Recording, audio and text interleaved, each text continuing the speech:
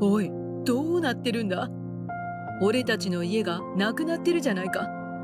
家を売ったのよ。あなたも早く荷物をまとめて家を出た方がいいわよ。あと1週間で解約になるから。何言ってるんだ？お前たちはどこにいる？そっちに行くから。私たちのこと捨てたんでしょ？私たちは愛してないんでしょ？何のことだ？あなたの浮気相手から何も聞いてないわけ？そんな、まさか。私の名前は舞子。32歳の会社員。夫の正樹と娘の小春と3人で暮らしている。娘が生まれてから私はすぐに働きに出た。これからお金もかかるし、娘の将来を制限したくなかったため、働きに出て貯金を増やそうと考えたのだ。子供を早く保育園に預けるのはかわいそうと言われることもあるけど、将来したいことができない方がきっとかわいそうだ。だから私は仕事に行くことにした。夫も私が働きに行くことは理解してくれていた。そんな娘もあっという間に5歳になった。そんな中、夫が重大発表があると言ってきた。パパは2ヶ月後に単身赴任をすることになりました。単身赴任って何？しばらくこの家に帰ってこれなくなってしまうということなんだ。そんなの嫌だ。そう言うと娘が泣き出してしまったので、そこで話は中断した。その後、夫に詳しく話を聞くと、小春が小さかったこともあり、今まで単身赴任は断ってくれていたみたいだが、今回の単身赴任は出世につながる移動だということだった。小春にお金もかかるし、単身赴任で稼ぎたいと言われた。でも、1年も単身赴任なんだよ。結構長いよな。そうね。でも今はテレビ電話もあるから1年なんてあっという間よね。テレビ電話は毎日しよう。小春、寂しがるだろうな。でも夫は仕事だから仕方がない。次の日、小春には夫からきちんと話をしてもらった。毎日電話ができると知り、とても嬉しそうだった。けれど一つ気になることがある。夫にどこに単身赴任に行くのか聞いてもはぐらかされるのだ。都道府県は教えてくれるけど、どこの市でどの地域に行くのか教えてくれないのだ。長期休みになったら遊びに行こうと思っていたのに、どうして教えてくれないのだろうか。それからあっという間に夫が単身赴任先に行く日がやってきた。小春は大号泣。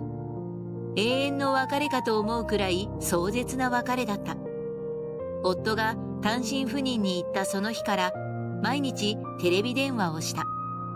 小春はその時間が楽しみだったのか、今まではテレビをだらだら見ていたり、ご飯を食べるのを嫌がったりしていたが、夫との電話の時間までに全て終わらせるようになった。夫も小春と話せて楽しそうだった。でも最初の1ヶ月だけだった。仕事が忙しいと断られてから徐々に回数が減っていった。今までは毎日だったのが週1回になり、月1回になり、娘はとても寂しそうだった。パパとの電話が楽しみだったのに、その楽しみがなくなってしまったのだ。仕事が忙しいのはわかるが、あまりに小春がかわいそうだった。何度か小春のためを思って夫に連絡を入れていたが、連絡も返ってこなかった。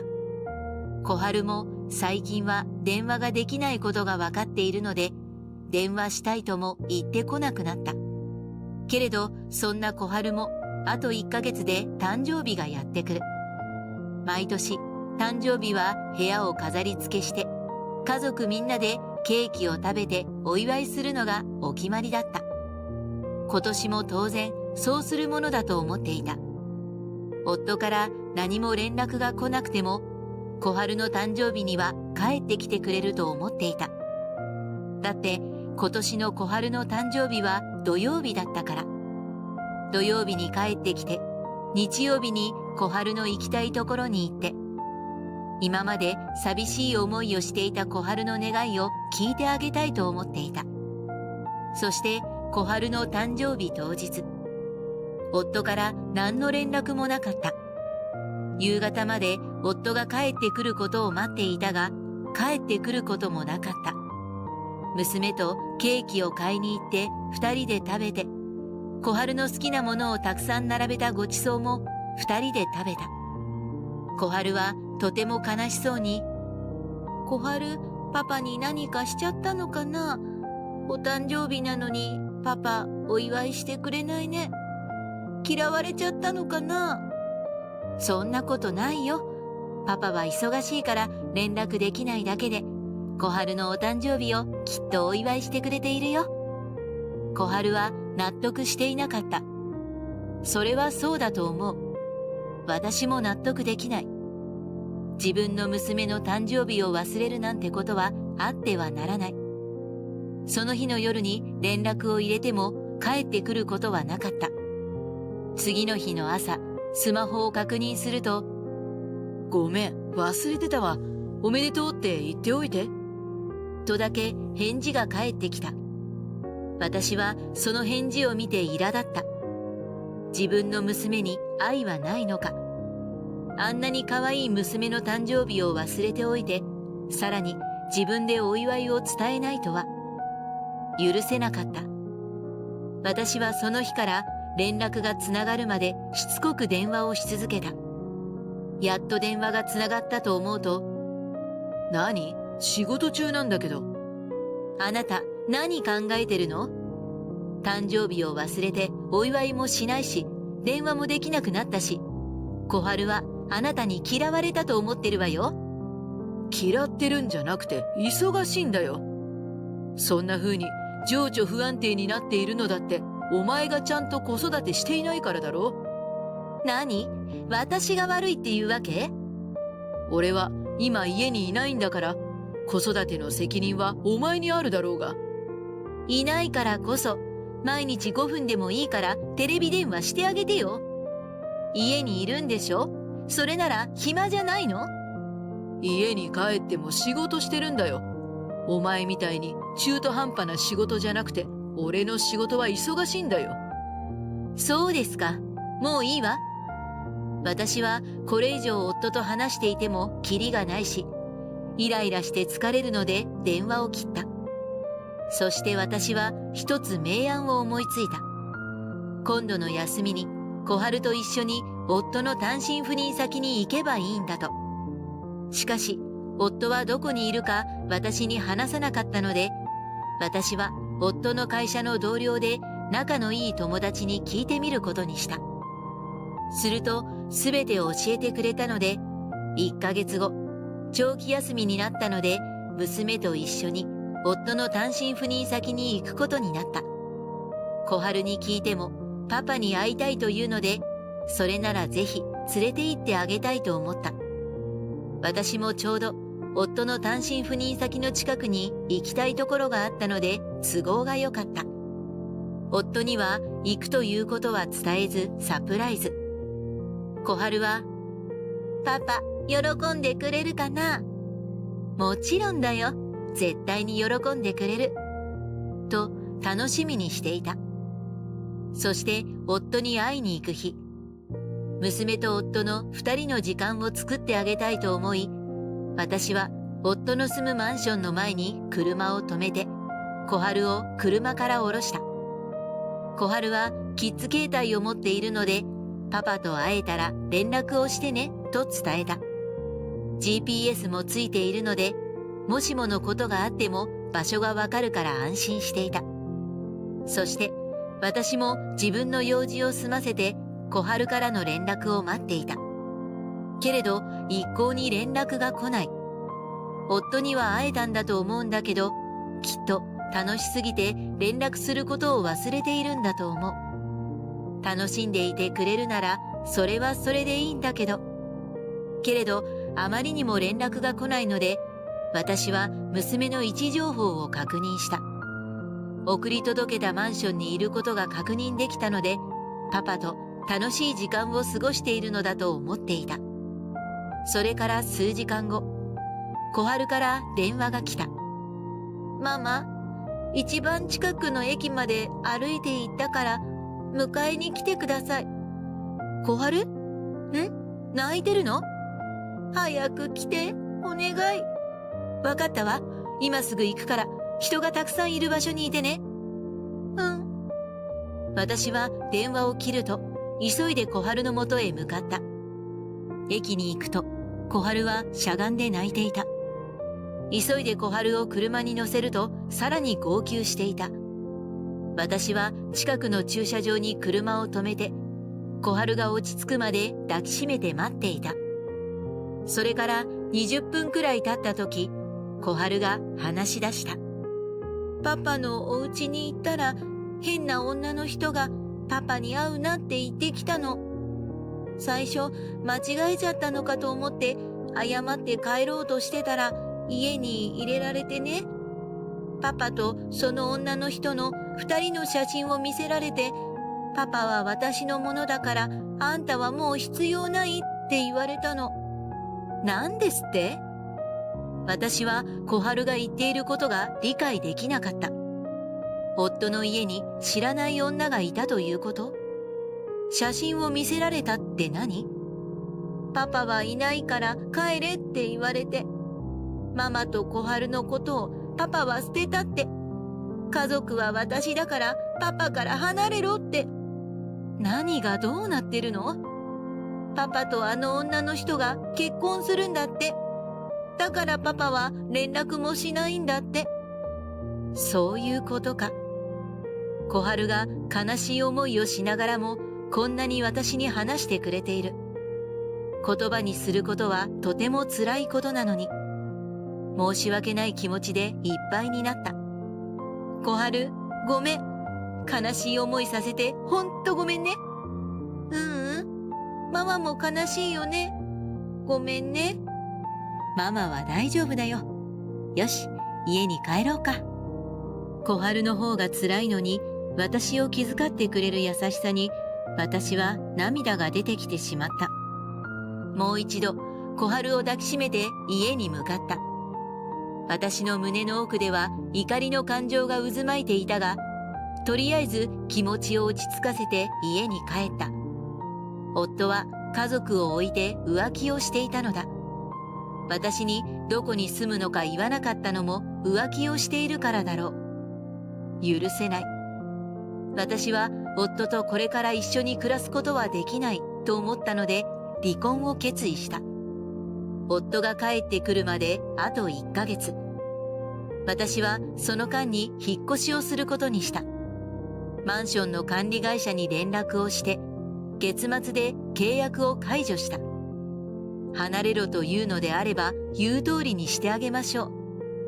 小春にも説明をした。そうだね。パパは私たちのことを嫌いなんだもん。ママと2人でこれから一緒にいたい。そう言ってもらえると嬉しいよ。だけど、小春大丈夫？あれから小春は元気がない。小春の大好物を渡しても喜んでくれているけど、あまり食べてくれない。あんなに元気で明るくて、ご飯を食べることが大好きな小春がこんなに落ち込んでいるのは、夫と浮気相手のせいだ。私は許せなかった。引っ越しの準備が終わり、引っ越しをした。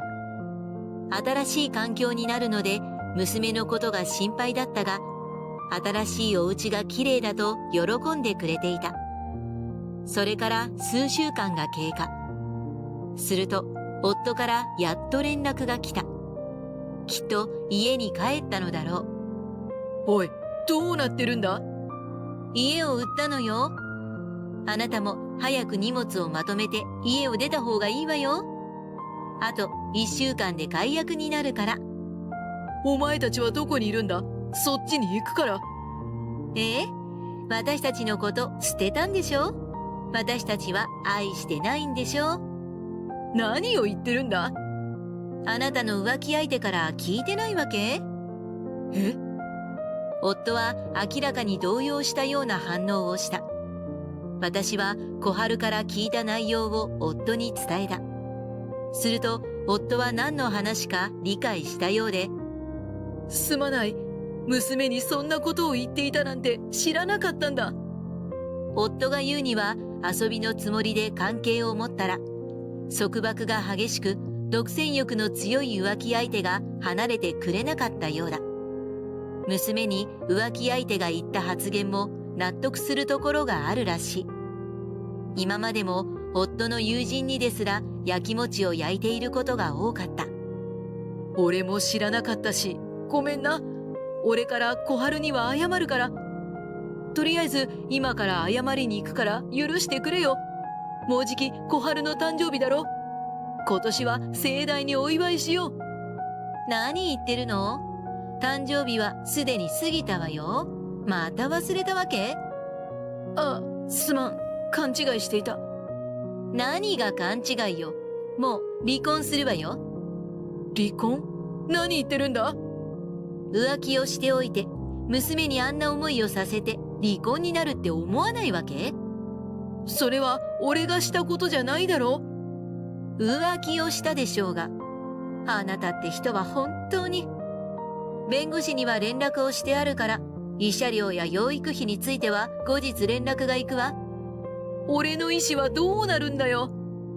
離婚しないというのなら、離婚調停でもしたらどう？